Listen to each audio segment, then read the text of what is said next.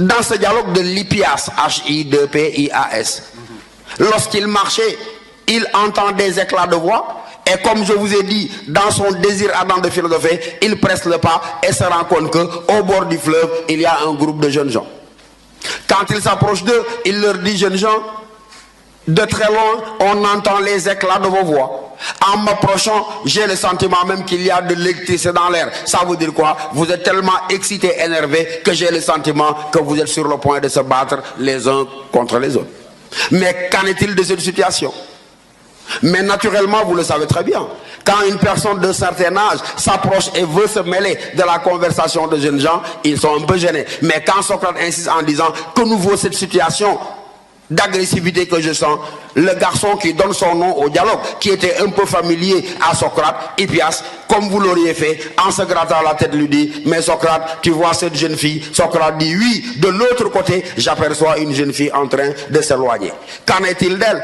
Le garçon lui dit, mais toujours en se grattant la tête: elle venait de passer devant nous, quoi. Mais certains prétendaient qu'elle était belle, d'autres prétendaient au contraire qu'elle était laide. C'est ainsi que les choses ont dégénéré, mais pour donner la situation à laquelle vous assistez.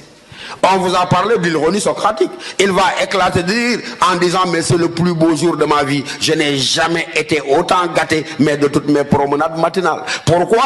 Il leur dit: mais je suis sûr que j'ai en face de moi des experts en matière de beauté. Parce que retenez, jeunes gens, quand même, soyez sincères avec vous. Pour être sur le point de se battre sur la question de savoir elle est belle, elle est laide, vous devez être expert et vous devez posséder la science du beau. Pourtant, il y a une façon simple de vous départager. Mais comme ces jeunes gens-là avaient entendu parler de ce vieillard, marchant pieds nus, posant des questions déroutantes, se complaisant à plonger ses interlocuteurs dans l'embarras, dès qu'il leur dit: il y a une façon de simple de vous départager, ils font montre d'agressivité. Socrate leur dit: calmez-vous, jeunes gens, vous voulez savoir elle est belle, elle est laide, vous n'avez pas besoin de vous battre, répondez à la bonne question et l'affaire est réglée. Quelle est cette bonne question? S'empresse-t-il de lui demander, parce que je vous signale que ces jeunes gens-là sont non seulement des ignorants, mais des ignorants de leur propre ignorance. Et donc quand Socrate leur dit: répondez à la bonne question, de manière agressive, il crie en chœur: quelle est cette bonne question? Socrate dit: calmez-vous, répondez à la question: qu'est-ce que le beau? Quand vous aurez énuméré les critères du beau, la fille y ressemble, elle est belle, la fille n'y ressemble pas, elle est laide, et l'affaire est réglée. Mais comme ces jeunes gens-là croient tout savoir, ils commencent par se moquer de la question de Socrate. Mais ne demande pas qu'est-ce que le beau. Toi-même tu sais ce que c'est que le beau. Socrate dit: calmez-vous encore une fois et répondez à ma question. Hippias toujours lui dit: mais cher Socrate, le beau c'est un beau coucher de soleil, le beau c'est une belle jument, le beau c'est une belle marmite, le beau c'est un beau cheval. Et Socrate déclate de rire en disant: mais c'est le plus monumental hors sujet que j'ai jamais entendu. Et vous comprenez pourquoi? Mais parce que ce garçon, en lui disant: le beau c'est une belle jeune fille, le beau c'est un beau cheval, c'est un beau coucher de soleil, c'est une belle chemise, une belle jument, Socrate lui dit: pourquoi tu fais hors sujet? Parce que ma question c'est: qu'est-ce que le beau? Et toi tu es en train de répondre à quelle question? Qu'est-ce qui est beau? Oui, qu'est-ce qui est beau? Je regarde autour de moi, tel objet est beau, mais ma question n'est pas qu'est-ce qui est beau, mais qu'est-ce que le beau? Parce que les choses belles ne sont pas belles par elles-mêmes, et si elles ne sont pas belles elles-mêmes, elles ne sont belles que par rapport au beau. Mais même si les belles choses ne sont belles que par rapport au beau, aucune des belles choses à elles seules ne pourrait dire ce qu'est le beau. Ce n'est pas en me donnant 1 million d'exemples de choses belles que tu répondras à ma question: qu'est-ce que le beau? C'est très long, mais on va résumer.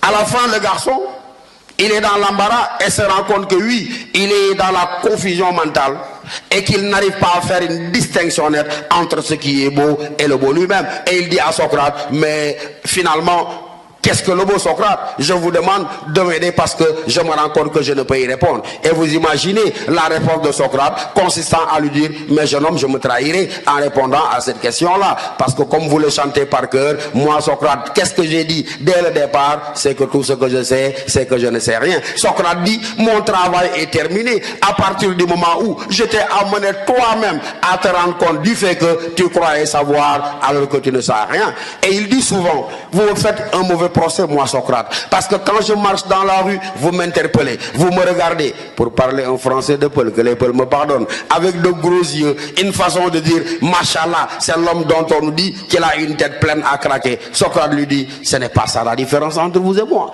La différence entre vous et moi, ce n'est pas qu'à moi Socrate, ma tête soit pleine et qu'à vous, vos têtes soient vides. La différence c'est quoi? C'est que j'ai dit tout à l'heure, non seulement vous ne savez pas, mais vous ne savez pas que vous ne savez pas. Non seulement vous ne savez pas, vous ne savez pas, mais vous croyez savoir. Et celui qui croit savoir s'interdit de savoir. Alors que moi, non seulement je ne sais pas, mais au moins je sais que je ne sais pas. Et celui qui sait qu'il ne sait pas, il s'est rendu disponible pour aller à la quête du savoir et aller à la quête de la sagesse.